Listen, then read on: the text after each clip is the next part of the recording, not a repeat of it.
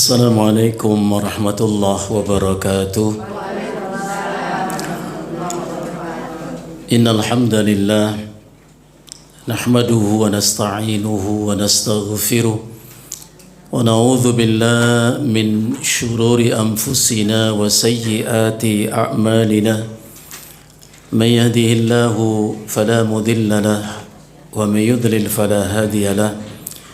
Asyhadu an la ilaha illallah wahdahu la syarika lah wa asyhadu anna Muhammadan abduhu wa rasuluh sallallahu alaihi wa alihi wa sahbihi wa sallama tasliman katsira. Amma ba'd.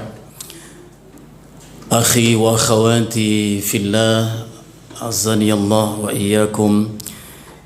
Ibu-ibu yang saya hormati dan yang saya muliakan, mengawali kajian kita di kesempatan yang berbahagia ini dan di pagi yang cerah ini, tentu kita bersyukur kepada Allah Tabaraka wa Ta'ala yang masih memberi kita waktu dan kesempatan untuk menambah kebaikan-kebaikan kita, karena memang umur yang Allah karuniakan untuk kita semestinya kita maknai umur itu sebagai waktu dan kesempatan untuk menambah kebaikan-kebaikan. Karena itu Nabi kita sallallahu alaihi wasallam di dalam satu hadis yang diriwayatkan oleh Imam Muslim dalam kitab sahihnya, Rasulullah sallallahu alaihi wasallam bersabda, "Wa innahu la yazidul mu'mina umruhu illa khairan." Kata Nabi, sesungguhnya orang-orang beriman itu tidaklah menambah umurnya untuknya kecuali kebaikan-kebaikan. Maka semestinya seorang muslim dan muslimah, mukmin dan mukminah berupaya dengan setiap gerak nafasnya itu untuk menambah kebaikan, berusaha dengan setiap detak jantungnya itu menambah kebaikan. Apapun yang dilihat oleh kedua matanya, didengar oleh telinganya, diucap oleh lisannya adalah ikhtiar ia untuk menambah kebaikan-kebaikan. Karena itu Nabi kita sallallahu alaihi wasallam dalam untayan doanya Rasulullah mengatakan, Allah maksim lana min khasyatika ma takhulu bihi bainana wa baina ma'asik wa min ta'atika ma tuballighuna bihi jannatak wa min al-yaqini ma tuhawwinu bihi alaina masaibat dunya wa matti'na bi asma'ina wa absarina abadan ma ahyaitana waj'alhu al-waritha minna. Allahumma la taj'al musibatana fi dinina wa la taj'al ad-dunya akbara hammina wa la mablagha ilmina. Jadi dari doa itu Rasulullah mengatakan, ya, waj'alil hayata ziyadatan li fi kulli khair. Ada kalimat yang bunyinya waj'alil hayata ziyadatan li fi kulli khair. Ya Allah, jadikan hidup ini tambahan untukku dalam kebaikan-kebaikan. Waj'alil mauta rahatan li min kulli syarr. Dan jadikan kematianku nanti ya Allah sebagai saat waktu aku terlepas dari keburukan-keburukan. Di antara kebaikan itu, Ibu, adalah selalu ada waktu untuk duduk di majelis ilmu. Itu kebaikan.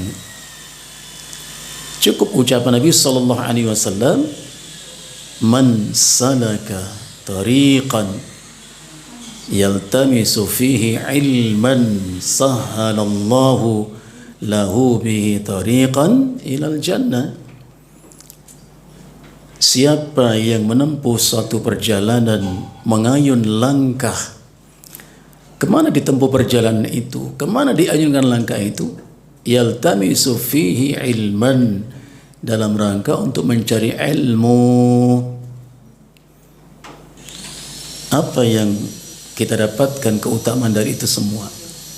Rasulullah mengatakan, sahalallahu lahu bihi tariqan ilal jannah. Maka Allah mudahkan untuknya dengan langkah-langkah kakinya itu jalan menuju surga. Masya Allah. Biarkan ibu langkah-langkah kaki yang kita ayunkan ke majelis ilmu ini dicatat oleh Allah. Dan harapan kita semoga kelak di mahsyar langkah-langkah itulah yang akan mengantarkan kita ke surga. Nas'alullah al-afwa wal afiyah. Mudah-mudahan Allah Subhanahu wa taala senantiasa anugerahkan untuk kita ilmu yang bermanfaat, ilmu yang menjadi cahaya yang menerangi hati dan jiwa kita min zulumati syubhati wasyahwat, dari gelapnya syubhat dan syahwat. Ilmu yang membimbing kita untuk menapaki setiap langkah dalam kehidupan kita ini, karena kita sadar dihadirkan Allah dalam kehidupan ini, bahkan dicipta oleh Allah adalah untuk ibadah. Dan ibadah tentu tidak akan sempurna tanpa diawali dengan ilmu. Maka ulama mengatakan al-ilmu qablal qawli wal amali. Ilmu harus diutamakan, didulukan, muqaddam itu didulukan sebelum kita berbicara dan beramal. Maka kalau ibu periksa surat Al-Isra ayat 36, Allah berfirman, A'udzu billahi as-sami'il 'alim minasy syaithanir rajim. Surat Al-Isra 36. Allah berfirman, "Wa la taqfu ma laysa laka bihi 'ilm. Inna as-sam'a wal basara wal fu'ada kullu ulaika kana 'anhu mas'ula." Surat Al-Isra 36. Allah Jalla wa'ala berfirman, wala taqfu ma laysa laka bihi ilmun. Itu bunyi ayatnya. Asy-Syaikh Abdurrahman bin Nasir As-Sa'di rahimahullah dalam kitab Taisir Al-Karim Ar-Rahman fi Tafsiri Kalamil Mannan. Ini kitab tafsir yang ditulis oleh Syekh Abdurrahman bin Nasir As-Sa'di rahimahullah. Beliau menjelaskan ayat yang mulia ini, wala taqfu ay wala tattabi'. Maksudnya kamu jangan mengikuti. Jadi Allah yang melarang kita untuk mengikuti apapun sesuatu yang bisa diikuti. Jangan diikuti apapun. Ucapan, perbuatan, jangan diikuti. Laisa laka bihi ilmun, yang engkau tidak memiliki ilmu tentang hal itu. Masya Allah, jelas ayat ini. Larangan kita ikut-ikutan. Orang mengatakan apa, kita ikut mengatakannya. Orang berbuat apa, kita ikut melakukannya. Jangan. Bal tathabbat fi kulli ma taquluhu wa taf'aluhu. Tetapi wajib bagimu untuk tasabbut. Apa itu tasabbut? Memastikan benarnya setiap ucapan dan perbuatanmu. Bagaimana cara kita memastikan benar ucapan dan perbuatan kita? Tentu ada ukurannya, ada barometernya. Apa itu? Al-Quran dan Sunnah. Maka Syekhul Islam rahimahullah ta'ala menjelaskan satu di antara 6 sifat Ahlus Sunnah wal Jamaah adalah mereka menjadikan Al-Quran dan Sunnah sebagai mizanan. Apa itu mizan? Neraca, timbangan, ukuran. Dengan Al-Quran dan Sunnah itu diukur, ditimbang perkataan siapapun di antara manusia. Siapapun. Kalau sesuai Al-Quran Sunnah, maka benar ucapan orang itu dan bisa kita ambil, kita terima. Namun kalau ucapan orang itu khilaf Al-Qur'ani was Sunnah, menyelisih Al-Quran Sunnah, harus kita tinggalkan, mardudul qaul. Ya? Ditolak ucapannya itu. Bahkan dari Imam Muhammad bin Idris Asy-Syafi'i rahimahullah ta'ala mengatakan, ini ucapan Imam Syafi'i yang sangat terkenal, idza qultu qawlan, kalau aku mengatakan satu perkataan, menyampaikan satu pendapat, wa sunnatu Rasulillah sallallahu alaihi wasallam yukhalifuhu, sementara ucapan itu berbeda dengan ucapan Nabi sallallahu alaihi wasallam. Ucapan Nabi beda dengan ucapanku, kata Imam Syafi'i. Apa beliau mengatakan? Fa'lam, ketahuilah, anna aqli qad dhahaba, akalku sudah hilang. Masya Allah. Ucapan siapa? Al-Imam Asy-Syafi'i rahimahullah. Jadi di zaman kita itu orang pintar megang duit nggak pernah kececer duitnya, akalnya suka hilang itu. Apa? Kapan? Kalau suka mengatakan apapun beda dengan Al-Quran dan Sunnah. Wah, itu akal orang itu, kata Imam Syafi'i. Ya. Begitu pula Imam Malik bin Anas rahimahullah, guru Imam Syafi'i di antaranya. Imam Malik bin Anas mengatakan apa? Innama ana basyarun ukhti'u wa usibu. Aku ini hanyalah seorang manusia. Jadi ulama salafus salih itu tawadhu, rendah hati, jauh dari kesan sombong. Aku ini hanyalah seorang manusia. Ukhti'u wa usibu, bisa aku salah, bisa aku benar. Nah, kita harus belajar. Sebanyak apapun ilmu yang merasa kita miliki sudah ilmu itu, tetap ada kemungkinan salah.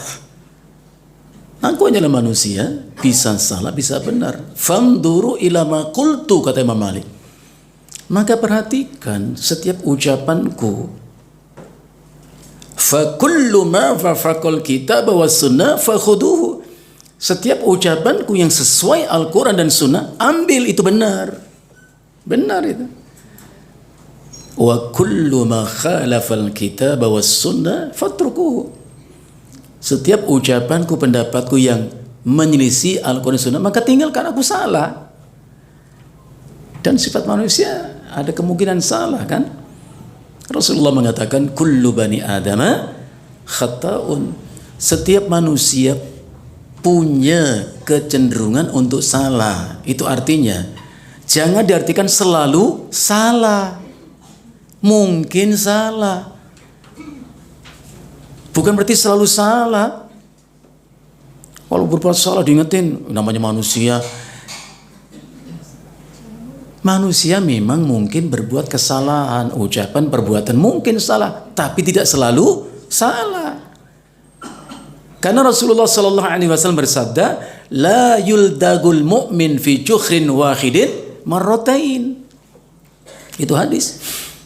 Tidak boleh seorang mukmin itu jatuh terperosok dalam satu lubang yang sama dua kali. Dua kali saja jangan. Sekali keperosok mungkin nggak tahu ada lubang di situ. Nah, lain kali lewat situ, hati-hati ada lubang loh. Lah kemarin jatuh di situ, sekarang jatuh lagi, besok jatuh lagi. Masya Allah. Ya, salah itu sifat manusia, tapi tidak berarti selalu salah. Ibu yang saya hormati, saya muliakan, siapa sih yang tidak pernah jatuh? Sejak bisa jalan waktu bayi, umur 2 tahun jalan, sampai setua ini siapa yang nggak pernah jatuh? Mana buktinya? Tengok saja dengkul kita itu, ada bekas luka. Ada bekas luka itu. Nggak apa-apa jatuh, itu namanya orang belajar jatuh, nggak apa-apa. Tapi nggak selalu jatuh. Karena sekali jatuh ambil pelajaran gitu loh. Jadi kalau diingatkan salah. Namanya juga manusia, Pak. Enggak cerdas namanya. Nas'alullah al-'afwa wal-'afiyah. Ibu-ibu yang saya hormati dan yang saya muliakan, tadi sudah disebutkan temanya, Ibu, ya. Ma biqalbik, ada apa dengan hatimu? Saya nggak tahu apa yang Ibu bayangkan dengan judul itu. Aneh ya, Bu, ya. Ada apa dengan hatimu? Baik, kita mulai uraian tema ini dengan merujuk kepada surat Al-Isra ayat yang ke-70. Surat 17 ayat yang ke-70. Allah Jalla wa Ala berfirman, A'udzu billahi samii'il 'alim minasy syaithanir rajim. Wa laqad karramna bani Adam wa hamalnahum fil barri wal bahri wa razaqnahum minat thayyibati wa faddalnahum ala katsirin mimman khalaqna tafdhila. Ayat ini kalau kita perhatikan bentuknya adalah khobariyah, kalimat berita. Kan ayat itu ada yang berupa larangan, ada yang berupa perintah, ada yang berupa sanggahan, bantahan, gitu. Ada yang kalimat berita, ini termasuk kalimat berita. Tolong Ibu sebutkan, Ibu kalau berkenan sebutkan ayat contoh tentang perintah. Apa? Apa, Bu? Bukan. Ibu sebutkan ayatnya yang Ibu tahu itu berupa perintah. Apa, Bu? Itu khobar, itu pemberitahuan. Hei orang beriman, diwajibkan untukmu berpuasa. Itu perintah, itu khobar, perintah. Na'am barakallahu fiik. Al-Ahzab 70. Ya ayyuhalladzina amanu taqullaha haqqa tuqatih Ali Imran 102. Ittaqullah itu kata perintah, termasuk wa aqimus sholata wa atuz zakah itu perintah. Perintah. Nah, sekarang coba Ibu sebutkan yang larangan, Ibu. Wala taqrabuz zina, jangan dekati zina. Wala taqrabu malal yatim illa billati yahsan. Wala ta'kulu amwalakum bainakum bil batil. Itu larangan. Ada juga ayat berupa sanggahan, berupa bantahan atas persepsi manusia yang keliru dan salah. Apa, Bu? Asik ya, Bu ya. Jadi mikir. Ya. Allah berfirman di antaranya, "Ma kana Ibrahimu Yahudiyan wala Nasraniyyan, walakin kana hanifan muslima wa ma kana minal musyrikin." Ibrahim itu bukan seorang Yahudi, bukan seorang Nasrani, karena mereka menganggap Ibrahim itu adalah bapaknya orang Nasrani, bapaknya orang Yahudi. Allah katakan bukan. Walakin kana hanifan, Ibrahim itu orang yang lurus. Hanafiyah itu bersih akidahnya. Sebenarnya mengatakan hanifan itu ma'ilan anil batil ilal haq, punya kejernihan hati dan jiwa, condong dari kebatil kepada yang hak. Dan tidak pula orang-orang musyrik, Ibrahim bukan orang musyrik. Itu namanya sanggahan, raddan ini. Termasuk firman Allah, am hasibtum an tadkhulul jannah walamma ya'tikum mathalul ladzina khala min qablikum dan seterusnya. Apakah kalian mengira akan masuk surga begitu saja? Berarti enggak. Jadi kalau kita merasa begitu saja masuk surga, salah. Karena belum datang kepada kita ujian-ujian dari Allah semisal orang sebelum kita dahulu gitu. Nah, itu namanya raddan, sanggahan, bantahan. Dan banyak contoh-contoh seperti itu. Nah, ayat ini disebut dengan khobariyah, kalimat berita. Walaqad karramna, dan sungguh kami telah memuliakan. Allah muliakan. Siapa yang dimuliakan Allah? Bani Adam. Bani itu artinya anak keturunan Adam. Jadi kita ini anak cucu Adam. Maka Allah sebut Bani Adam. Andai benar, Ibu, andai benar teori Charles Darwin, masih ingat? Teori evolusi, bahwa manusia merupakan hasil evolusi panjang. Jadi makhluk berupa primata, ketek, monyet, elek ya, Bu ya. Dulunya jalannya begitu, 4 kaki, kemudian tegak. Masya Allah. Urusan Charles Darwin, penggagas teori evolusi itu, dia ngaku anaknya monyet, urusan dia. Kalau kita nggak mau, masa cantik-cantik ini kayak anak monyet, enggak lah. Anak Adam dan Hawa. Hah? Sembarangan, Pak. Karena teori Charles itu dibantah oleh fakta. Ada missing link, ada mata rantai yang putus. Andai betul teori evolusi itu, berarti manusia akan berubah pada waktunya, nggak seperti ini lagi. Evolusi. Faktanya jutaan tahun tetap seperti ini manusia. Dan perlu diingat, dalam Islam kita itu keturunan Adam. Dalam kitab Musnad Imam Ahmad disebutkan satu riwayat. Masya Allah. Adam itu dicipta oleh Allah dengan kedua tangan Allah, bukan dengan kun fayakunu. Ingat, saking mulianya Adam dicipta oleh Allah dengan kedua tangannya. Maka iblis ketika mau sujud kepada Adam, Allah katakan kepada iblis, "Ma mana'aka an tasjuda lima khalaqtu biyadayya." Masya Allah. Apa gerangan sesuatu yang menghalangi kamu untuk sujud kepada Adam yang aku cipta dengan kedua tanganku? Masya Allah. Jadi Allah perintahkan malaikat Jibril untuk turun ke bumi, mengambil berbagai macam jenis tanah di bumi ini, dibawa menghadap Allah ke langit. Dari at-tin, tanah liat itu Allah cipta Nabi Adam berbentuk manusia. Arba'ina yauman jasadan mulqa. 40 hari 40 malam itu masih berbentuk jasad, gak ada rohnya, mulqa, tergeletak kayak tembikar. Ibu tahu tembikar gak, Bu? Kalau orang Jawa itu kemaron, kendil, itu tembikar namanya, Ibu. Ya, dari tanah liat itu loh, Bu. 40 seperti itu, ada mulqa, jasadan mulqa, tergeletak, masih tanah. Iblis datang, diinjak, ditendang itu Adam itu. Masya Allah. Dia masuk ke dalam rongga mulut Adam, keluar ke dubur Adam, masuk lagi, keluar di sini. Apa dia mengatakan? Kamu hanyalah rongga yang tak ada isinya. Demi Allah, la in sullitu alaika la uhlikannak. Kalau nanti Allah berikan aku kekuasaan atas dirimu, aku hancurkan kamu, wahai Adam. Wa la in sullita alayya la usiyannak. Tapi kalau Allah berikan kamu kekuasaan atas diriku, aku tentang dirimu. Jadi memang iblis dari awal sudah bencinya, Masya Allah, kepada Adam itu benci. Allah tiupkan ruh ke dalam jasad Adam itu.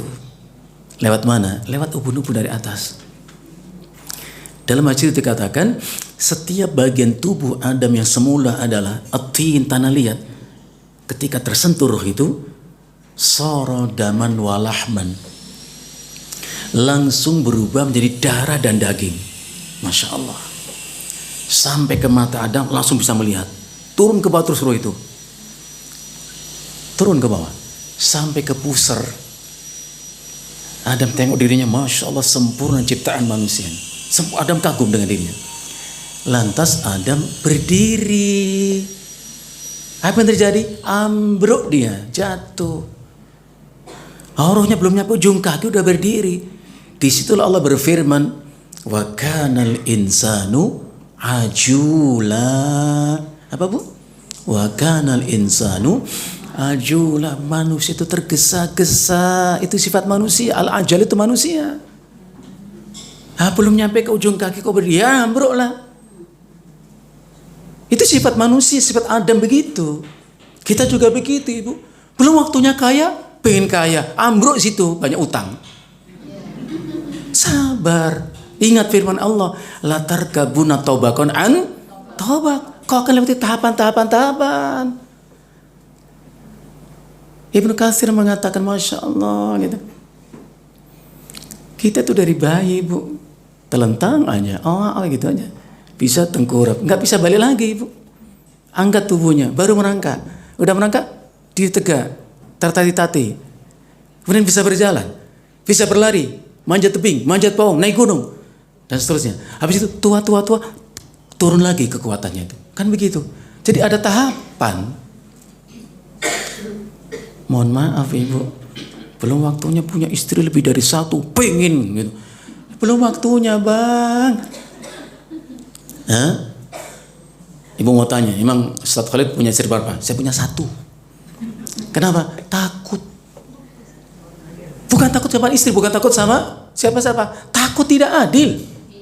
Oh, langsung ngomong, iya, mantap. Pokoknya kalau bahas poligami, ustadznya 1 istri, itu setuju semua jamaah itu. Kalau istrinya 4, jangan diundang lagi. Aku nggak suka sama ustadz itu gitu. Ya Allah, bukan masalah itu ibu. Poligami itu dibolehkan oleh Allah, tapi syaratnya sangat ketat. Nah, sekarang saya tanya dulu, ibu jawab. Jujur, pakai ilmu, bukan pakai hawa nafsu. Ibu, menurut ibu, sesuai perasaan ibu, lebih utama laki-laki. Lebih utama mana laki-laki? Yang punya istri 2, 3, 4, atau yang punya istri 1? Salah gitu namanya, nggak jujur begitu. Salah. Coba lihat surat An-Nisa ayat berapa itu? Ayat kedua, ayat ketiga. Jelas kok. Fa in khiftum alla tuqsitu fil yatama. Kalau engkau tidak bisa berlaku adil kepada anak yatim. Maksudnya begini, dalam hadis dijelaskan. Ada seorang laki-laki mengasuh anak yatim, perempuan kecil itu. Tumbuh dewasa, tumbuh. Itu boleh dinikahi, Bu. Boleh oleh bapak asuhnya. Dengan syarat adil. Maksudnya begini, kamu itu dari kecil aku rawat, aku asuh. Sekarang kamu sudah dewasa, aku akan menikah denganmu, itu halal. Nanti kamu jangan minta apa-apa, ya? Nggak boleh, gitu. Berarti nggak adil. Tetap dia punya hak, gitu. Nah, itu susah. Secara psikologi susah. Maka perintah Allah, fankihu ma tobalakum, maka nikahlah wanita-wanita yang tobalakum. Nah, ini prinsip rumah tangga itu tibun nafs. Membuat kita tuh senang, jiwa kita tuh bahagia, ibu. Ciri orang yang nikah itu bahagia, sakinah. Habis nikah, tambah gemuk, sehat. Ini habis nikah kok kurus, tekanan batin bang. Masya Allah. Makanya dipaksa, harus tibun nafsi. Itu dasar pernikahan. Senang hati, gembira hati. Antara hati suka sama suka. Ridho. Jangan ada tekanan-tekanan. Berapa? Allah katakan mathna 2, wa thulatha 3, wa ruba' dan 4. Itu didahulukan dalam penyebutan, menunjukkan lebih utama. Kita harus jujur mengakui. Wa in khiftum, kalau kamu takut, kata Allah, untuk enggak adil kepada istri-istrimu itu, fawahidah, cukup 1. Saya termasuk yang takut. Saya kalau orang suka mengatakan, Ustadz isinya 1, ilmunya nggak sikoh, nggak bisa dipercaya, terserah gitu kan. Saya nggak peduli kok. Ini Ustadz itu istrinya 4, terserah gitu. Itu hak pribadi, gitu ya. Jadi kita harus jujur mengatakan yang 2, 3 lebih utama, selama itu adil. Dan adil itu nggak mudah. Coba tengok ibu surat Al-Nisa 129. Gara-gara saya hafal ayat jadi takut saya itu, adil itu. Banyak orang nggak tahu ayat, maju terus, pantang mundur, hancur loh ya nak. Iya. Coba tengok surat An-Nisa 129. Allah berfirman, walan ta'dilu bainan nisa'i walau harastum. Masya Allah. Ayat itu ibu. Dan kalian hai laki-laki tidak akan pernah mampu untuk berlaku adil di antara istri-istrimu yang kau nikah itu. 2, 3 enggak akan bisa adil walaupun engkau sangat menginginkan berlaku adil. Ketika turun ayat ini ibu, Rasulullah mengatakan apa sih? Allahumma hadza qismi fima amliku wala talumni fima la amliku. Itu ucapan Nabi. Ya Allah, inilah kemampuanku membagi keadilan di antara istri-istriku. Jangan kau celah, hinakan aku karena aku tidak bisa adil. Masya Allah. Nabi saya ketakutan lah orang di zaman kita, maju terus, pantang mundur. Masya Allah, hati-hati, hati-hati. Prinsip nikah lagi itu untuk menambah kebahagiaan di atas kebahagiaan yang sudah ada. Itu prinsipnya. Bukan menghancurkan kebahagiaan yang sudah ada untuk bagi yang masih bersifat semu adanya. Harus dipastikan. Saya laki-laki normal, Ibu. Enggak normal lah. Normal lah. Saya pernah temukan seseorang dengan istri saya. Coba kau temui Tuhan. Dia suka sama saya, suka sama dia. Coba ngomong. Gimana? Lama mereka ngobrol. Gimana? Saya nggak bisa. Ya sudah. Saya bilang sama perempuan itu, maaf. Selesai. Jangan dipaksakan. Ya. Jangan dipaksakan. Jadi kau nggak akan bisa berlaku adil. Nanti kau nikah itu. Walaupun kamu sangat adil. Fala tamilu kullal mail. Tengok terjemahan ayat itu. Fala tamilu kullal mail. Jangan kamu condong kepada satu di antara istri-istrimu itu dengan penuh kecondongan. Apa maksudnya? Apa maksudnya? Syekh Utsaimin mengatakan begini, jangan kau biarkan satu di antara istrimu itu tadharu kal mu'allaqah. Terkatung-katung, dibilang punya suami nggak diberikan haknya, nafkah lain nggak diberikan, dibilang nggak punya suami masih terikat dengan pernikahan. Itu kasihan perempuan, mazlumah dia. Ya, jangankan urusan perempuan lah, ya, masya Allah gitu ya. Hati itu nggak bisa, Bu, lemah hati kita. Jangan percaya sok kuat lah gitu, lemah hati kita itu. Jangan kata urusan pribadi-pribadi wanita yang punya perasaan. Mohon maaf, ya. Suami punya jaket, dipakai tiap hari kemanapun pergi. Bisa beli jaket baru. Kira-kira lebih dipakai kemudian yang mana, Ibu?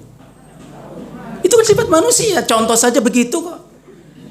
Mohon maaf, banyak istri yang sudah tua, istri pertama itu dijadikan keranjang sampah untuk menumpahkan semua kesalahan. Demi Allah. Saya banyak baca kitab, saya punya kitab judulnya As-Samtus Samin fi Manaqibi Ummatil Mu'minin. Itu kitab ditulis oleh Al-Imam Abu Ja'far Ibnu Jarir At-Tabari. Namanya apa? As-Samtus Samin fi Manaqibi Ummatil Mu'minin. Untaian permata indah perjalanan hidup istri-istri Nabi yang mulia. Ternyata nggak mudah, mengasuh hati itu nggak mudah, Ibu. Ya, kalau menyeragamkan istri 4, bajunya sama, mobilnya sama, rumah mungkin kalau orang itu kaya, tapi hati tidak akan pernah bisa. Demi Allah. Aisyah pernah marah, pernah tersinggung. Karena setiap Rasulullah memotong kambing, selalu beliau mengatakan, sisihkan untuk kerabat Khadijah, kepada kawan karib Khadijah. Aisyah marah, Ibu. Ka'an lam yakun fil arti illa Khadijah. Kayak di bumi gak ada perempuan kecuali Khadijah. Padahal Khadijah gak ada lagi, sudah wafat. Saking baiknya perlakuan Rasulullah kepada Khadijah.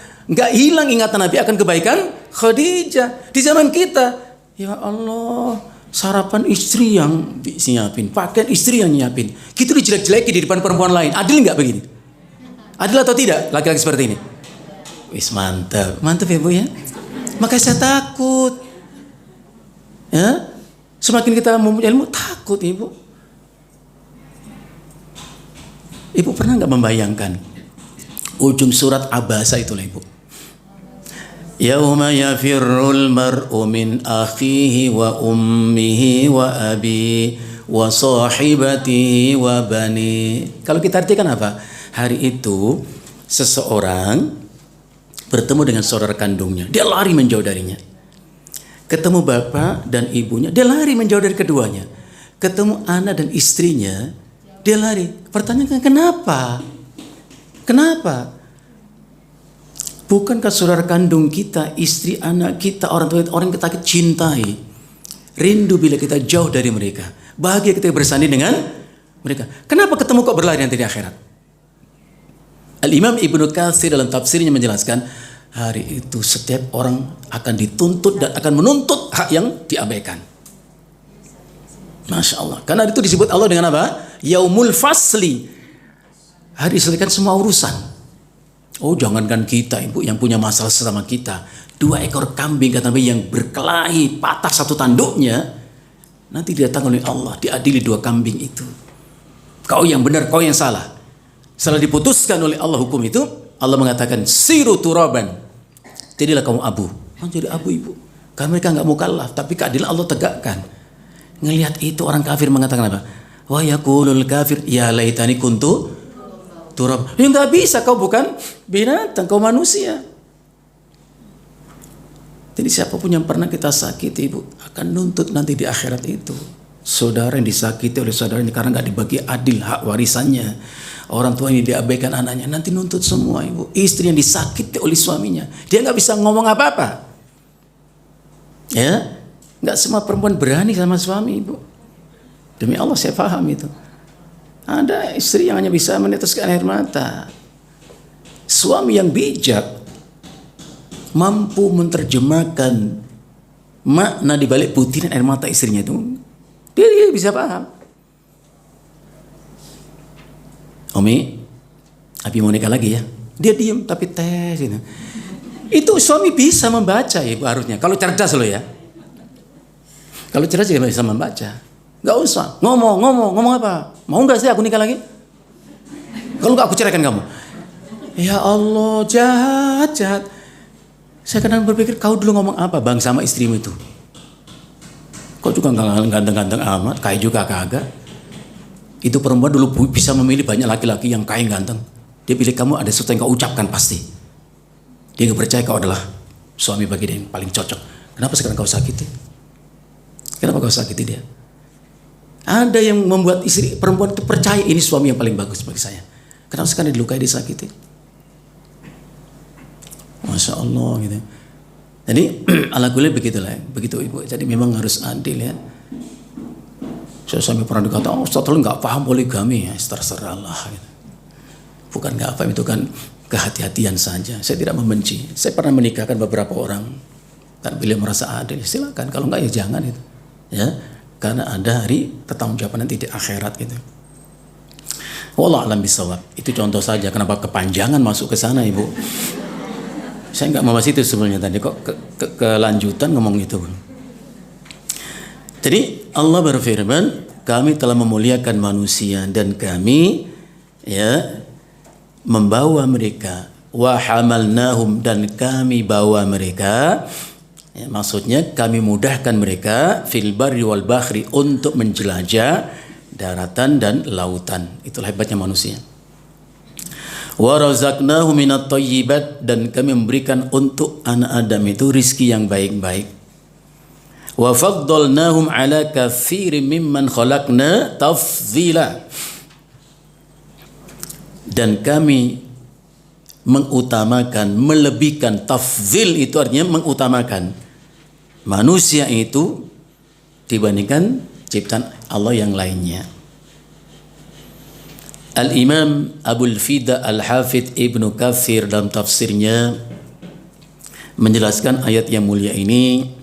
Beliau mengatakan, yukhbirullahu ta'ala an tashrifihi li bani Adam. Ayat ini memberitahukan tentang pemuliaan Allah kepada anak cucu Adam. Dimuliakan oleh Allah. Wa takrimihi iyam, dan Allah muliakan sepenuh kemuliaan manusia itu. Fi khalqi lahum ala aksanil hayat. Karena jelas Allah mencipta manusia itu sebaik-baik hayat. Hayat itu al-qamah, postur. Postur tubuh manusia itu ideal, Ibu. Maka Allah mengatakan laqad khalaqnal insana fi ahsani taqwim. Taqwim tadinya postur. Masya Allah, indah ya. Apa di antaranya? Ibnu Katsir mengatakan yamshi qa'iman muntasiban ala rijlai. Jalannya itu tegak di atas kedua kaki. Oh, kagak ya, Bu ya. Kagak itu asalnya. Walaupun nanti tambah tua tambah kurang ya, Bu. Yang enggak tegak lagi, agak sedikit membungkuk, enggak apa-apa, itu faktor umur aja, Ibu. Ya, Bu ya. Makanya jangan kecil hati. Aku udah tua. Enggak usah kecil hati. Pernah muda ya, Bu ya. Yang perempuan, aku pernah cantik loh 20 tahun yang lalu gitu. Nggak apa-apa Ibu Rati. Ini sisa kecantikan, sisa ketampanan. Dulu pernah ganteng, pernah cantik kok. Itu sudah sunnatullah. Wa man nu'ammirhu apa? Nunaqqisu fil khalqi. Siapa yang kami tambah umurnya, kami kurangi bentuknya. Ibu ya. Masya Allah. Coba saya tanya, Ibu jawab. Ibu kalau kelihatan uban itu malu nggak, Bu? Iya, nggak kompak jawabnya. Kelihatan uban. Kalau ibu kan nggak kelihatan, Ibu ya. Kalau akhirnya kelihatan rambutnya, jenggotnya kelihatan. Malu nggak, Bu? Yakin Ibu nggak malu? Punya disemir, Ibu. Itu ke salon ngapain? Bukan kewarnai. Masya Allah. Bu, itu sudah sunnatullah. Coba saya tunjukkan ayatnya, Ibu lihat ayatnya. Harusnya bersyukur kalau punya uban, Ibu.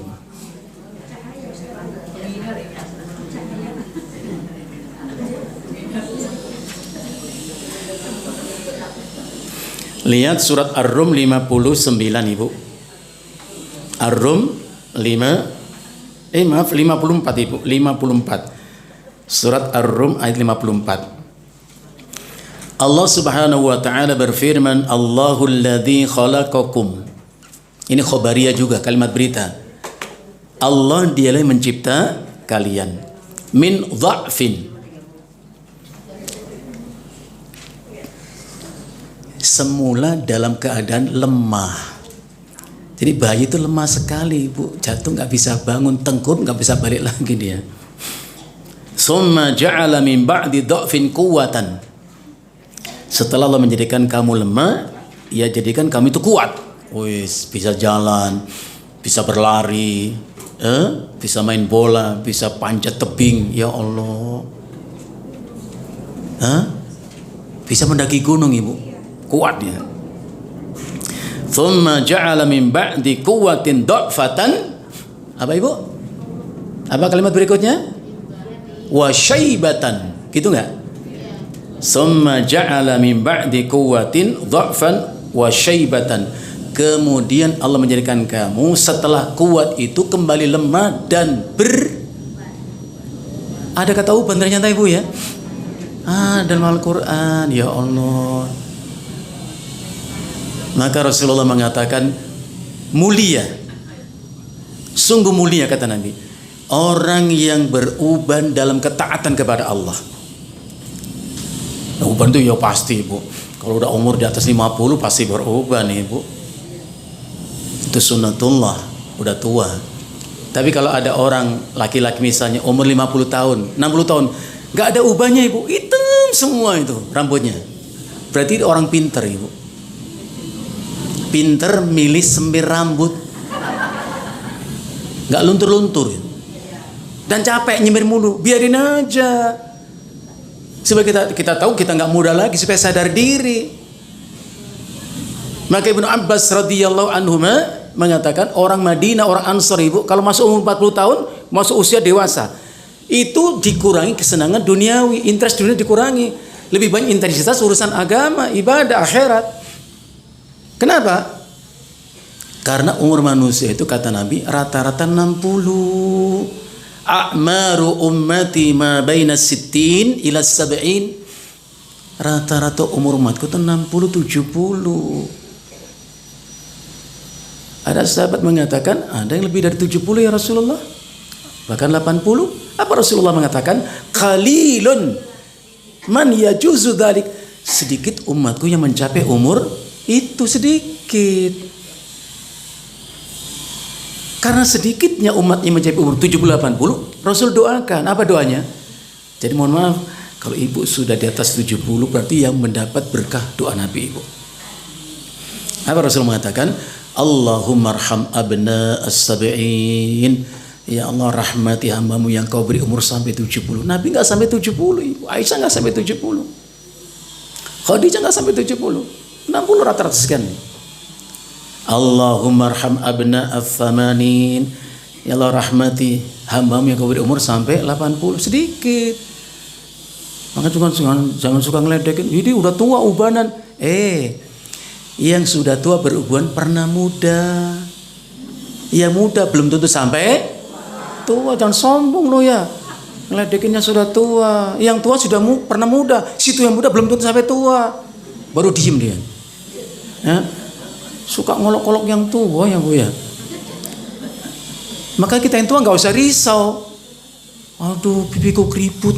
Nggak apa-apa, kenapa Bu? Jadi kecantikan ibu 20-30 tahun yang lalu pindah ke anak perempuan ibu. Maka jangan risau. Kamu cantik, Mbak, seperti mama dulu 20 tahun. Begitu nggak apa-apa. Jangan rebutan cantik sama, masih kalah sama anak ibu. Ibu mau ke salon berapa kali tetap masih cantik putri ibu, percayalah. Iya kan, masa nggak usah risau gitu. Ya Allah, aku udah tua, mau ngapa? Hah? Mau dibetot biar kenceng, sobek lama-lama itu. Ya iya, nggak usah ditarik-tarik, biarin aja. Ya, maka mulia orang yang tumbuh ke usia dewasa, usia tua dalam ketaatan kepada Allah, kata Nabi. Kita lanjutkan. Jadi jalannya tegak manusia itu, masya Allah. Wa ya'kulu biyadaihi, manusia itu makan dengan tangannya. Ini kata Ibnu Katsir, ini mulia ibu. Dan tolong kalau makan minum tangan kanan. Idza akala ahadukum falyakul biyamini. Kalau kalian makan dan minum, maka makan minumlah dengan tangan kanan, jangan tangan kiri. Kenapa? Fa inna syaitana ya'kulu wa yashrabu bishimali, karena syaitan itu makan minum pakai tangan kiri. Itu hadis sahih. Oh, kata siapa? Aku nggak pernah lihat setan makan tangan kiri. Lihat aja orang yang makan tangan kiri itu berarti peragawati syaitan cara makan. Itu ibu tengok saja orang makan. Itulah contoh setan makan. Makanya begitu tangan kiri. Jangan pernah. Rasulullah punya anak tiri, Bu. Siapa nama anak tiri Rasulullah? Ummu Salamah itu punya anak laki-laki ketika dinikahi oleh Nabi. Siapa namanya? Umar bin Abi Salamah radhiyallahu an. Jadi Ummu Salamah itu dinikahi Nabi sepeninggal suaminya. Ya, masya Allah. Ada bersama Nabi, makan tangan kiri, namanya anak-anak ibu. Maka didik itu dari kecil ibu. Anak kecil pun, bayi pun bisa makan. Jangan pakai tangan kiri, biasakan. Jangan mengatakan ntar gede juga ngerti. Siapa bilang sampai aki-aki, ini udah tua, tangan kiri. Mendidik itu dari kecil dibiasakan. Karena at-tarbiyah bimana at-takwin wa ta'wid. Mendidik itu artinya membentuk dan membiasakan. Ya. Maka ada ungkapan mengatakan at-ta'allumu fis sighari kan-naksi 'alal hajari wa ta'allumu fil kibari kan-nakshi 'alal ma'i. Mendidik anak sejak kecil itu seperti mengukir di atas batu. Memang sulit. Dipahat ada percikan, tapi ingat, sekali terbentuk itu pahatan nggak akan hilang selama-lamanya. Tapi kalau mendidik anak ketika dewasa ibu, seperti mengukir di atas air, cepat, set, tapi hilang. Anak perempuan 20 tahun baru diingetin sholat, apaan mama sih? Repot amat. Bantah dia. Dari kecil dididik anak itu ibu. Jadi mendidik itu membiasakan, membentuk karakter anak itu. Maka ulama mengatakan al-abna ala ma yu'awwiduhul aba. Anak itu tumbuh karakternya, sifatnya sesuai dengan apa yang dibiasakan oleh orang tuanya. Jadi dari kecil kita didik untuk taat kepada Allah, untuk ibadah, untuk jujur, baik sama kawan-kawannya, harus dari awal ibu. Ya. Makan tangan kiri nggak boleh. Umar bin Salamah didapati Nabi ketika makan bersama pakai tangan kiri, dipegang oleh Nabi tangannya itu. Ya gulam, samillah wa kul biyaminik. Anakku, sebut bismillah. Bismillah minimal. Syafi'i rahimahullah ta'ala mengatakan, andai kita mengucapkan bismillahirrahmanirrahim, itu tidak masalah dan sempurna. Jangan berdebat. Ada orang ngotot bid'ah itu kalau mengucapkan bismillahirrahmanirrahim, cukup bismillah. Kenapa sih kayak nggak ada yang bisa dipelajari saja ilmu ini? Syafi'i rahimahullah ta'ala mengatakan, bila kita mengucapkan bismillah itu cukup. Haddul ijza, batas ketercukupan. Ya, tapi kalau kita mengucapkan bismillahirrahmanirrahim itu sempurna. nggak ada pertentangan. Ya, kayak misalnya Rasulullah selesai sholat mengucapkan istighfar 3 kali, yaitu bacaan astagfirullah, astagfirullah 3 kali. Bagaimana kalau dibaca astagfirullahaladzim alladzi la ilaha, nggak ada masalah. Ini haddul ijza, batas minimal ketercukupan, ini kesempurnaan, jadi nggak ada masalah. Jangan suka dipertentangkan. Nah, kalau saya ada khilaf itu saya suka mencari dalil-dalil supaya kita tambah wawasan, nggak kerdil gitu. Contoh, masih aja di antara kita tuh mempermasalahkan, Ustadz, emang ada ya kultum kalau sholat tarawih? Emang di zaman ada kultum? Masya Allah, kenapa sih gitu aja dipermasalahkan? Itu kan hanya mengambil kesempatan. Adanya bukan kewajiban, tidak pun bukan sesuatu yang dilarang. Adanya bukan yang dilarang, nggak ada masalah. Idealnya ditentukan kapan kita ngaji. Halakoh, kumpul kita ngaji. Itu lebih utama. Waktunya ngaji nggak mau datang. Ada kesempatan tarawih orang kumpul kita nasihati, oh itu bid'ah. Repot amat sih hidup ini gitu. Idealnya kita sepakati hari apa? Kita taklim, datang waktunya. Begitu harusnya. Nggak mau datang. Ngambil waktu 7 menit untuk kultum saja, wah dicerca. Sempit cara berpikir kita seperti itu gitu. Ya. Kita harus banyak belajar itu.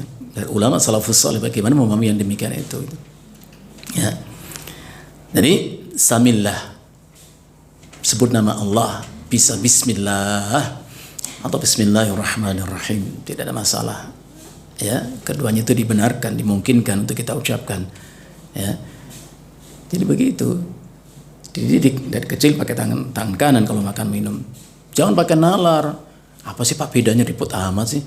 Tangan kanan masuk mulut, kiri masuk mulut, kan sama panjangnya. Ya Allah, masa nggak tahu bedanya?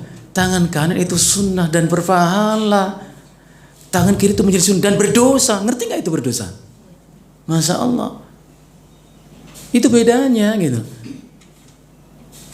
Maka Ali bin Abi Thalib mengatakan, "Lau kanat dinu birra'yi," andai beragama itu cukup dengan akal, nalar dan logika, la asfalil khuffi aula bil mask min a'lahu. Mengusap khuf bagian bawah lebih pantas kan menginjak tanah, ini harus diusap. Tapi Rasulullah bukan ngisap yang bawah, atas diusap, mau apa? Itulah agama. Ya, jangan pakai nalar gitu. Kita lanjutkan. Jadi makan manusia itu dengan tangannya, mulia Ibu. Bismillah dimakan. Ya. Wa ghairu minal hayawanat yamshi ala arba' wa yakul bifahmi. Sementara kata Ibnu Katsir, hewan-hewan itu kalau berjalan di atas keempat kakinya, bahkan malah dengan makan dengan mulutnya. Jelek Ibu. Ibu udah cantik-cantik begitu makan pakai mulut. Mato-mato elek Bu. Jelek tuh. Tapi kalau dengan tangan kan subhanallah, bismillah, nikmat. Bahkan sunnahnya bisa makan begini, diapain Ibu? Nah, mau dijilat sini, mau dijilatin juga boleh, tapi istri atau suami atau anak, jangan orang lain itu. Ya, habis makan orang suruh ngejilat, kasih makanannya bener, ya enggak? Ini habis makan kebuli nih, jilatin dong. Enak banget, situ makan aku yang ngejilat, tak gigit sekalian di jarimu. Ya Bu ya. Jadi makan dengan tangan itu mulia Ibu. Ibu lihat aja, kambing, apalagi kuda, satu ember itu dedek gitu ya, dikokop begitu, jelek Ibu. Masya Allah, naudzubillah. Jadi manusia itu mulia, manusia itu mulia. Wa ja'ala lahu sam'an wa basaran wa fuadan. Dan Allah mencipta untuk manusia sam'an, pendengaran. Coba Ibu cermati baik-baik. Kalau ini telinga, bahasanya tuh udunani, telinga. Tapi Allah nggak menyebut udunani, tapi sam'an, pendengar. Tahu nggak bedanya? Apa bedanya antara telinga dan pendengaran? Apa bedanya antara mata dengan penglihatan? Apa bedanya antara hati dengan fuad? Apa bedanya? Ini harus kita pahami. Kalau telinga itu instrumen, alat. Dan semua binatang punya telinga, Ibu, dan bisa mendengar. Mendengar bukan pendengaran loh, tolong bedakan. Kalau mendengar itu efek suara yang ditangkap oleh telinga, itu namanya mendengar. Tapi kalau pendengaran, mendengar sesuatu dia mengerti dan memahami, itu namanya pendengaran. Kalau ada kucing, Ibu, masuk ke rumah kita ngomong pelan, kucing, sini, kenapa sih kamu suka main ke rumahku? Bukan hanya main ke rumahku, masuk nggak pakai izin, nyuri ayam, gorengku. Udah kamu pergi deh. Kira-kira pergi nggak itu kucing, Ibu? Nggak akan pergi, nggak ngerti dia itu. Ya dengar tapi nggak ngerti. Tapi kalau kita kata, hush, kaget dia langsung pergi. Jadi binatang itu cuma kaget-kagetan. Kalau kita jangan kaget, Ibu. Ibu lagi tidur gitu, habis nyuci apa gitu, sholat duha udah tidur. Baru tidur. Ya Allah, udah duhur ya. Kaget berarti dia itu. Jangan kaget. Ini waktunya sholat duhur kok. Kaget-kagetan. Ya Allah, baru tidur udah adzan lagi. Ya kaget. Ramadan puasa. Gak usah kaget, itu memang waktunya puasa. Ibu punya harta banyak, ibu hitung lebih dari 1 nisab, keluarkan zakat. Kaget. Ya? Itulah bedanya pendengaran dengan mendengar. Itulah bedanya dengan telinga. Telinga itu hanya instrumen. Mata itu alat. Penglihatan, hasil yang dilihat itu dicerna. Ditransformasi ke hati. Hati sebagai pengelola data-data itu. Makanya Allah sebut dengan fuad. Qul huwallazi ansha'akum. Ya tak?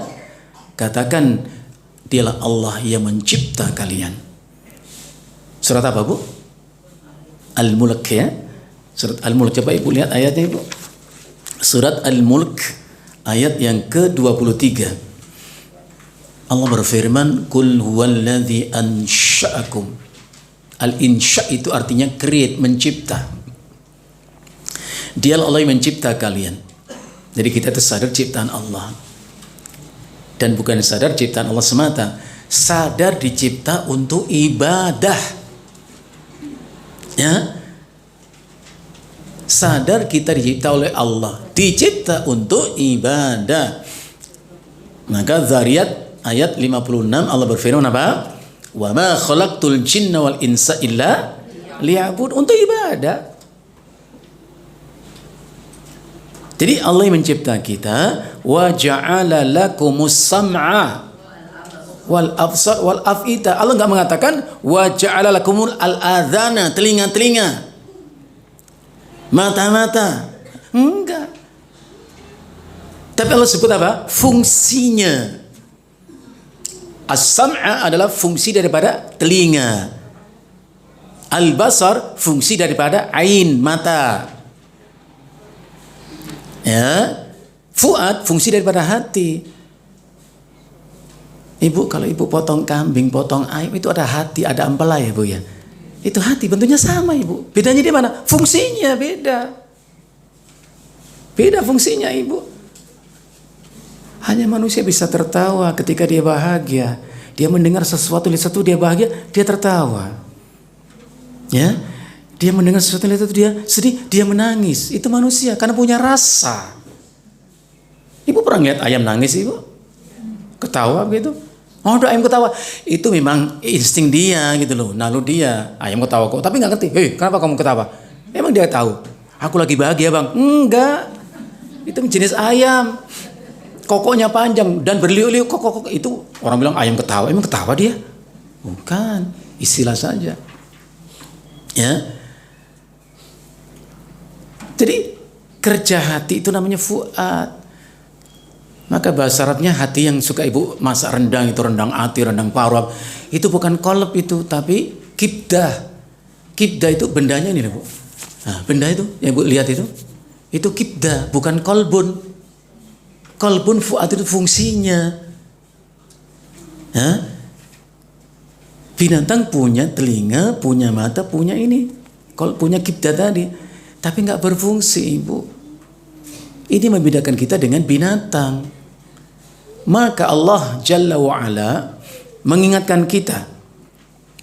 Kalau telinga ini nggak kita fungsikan untuk mendengar ayat-ayat Allah, kalau mata tidak bisa kita fungsikan melihat ayat Allah untuk dicerna hati kita, sehingga kita faham, mengambil kesimpulan, Rabbana ma khalaqta hadza batilan.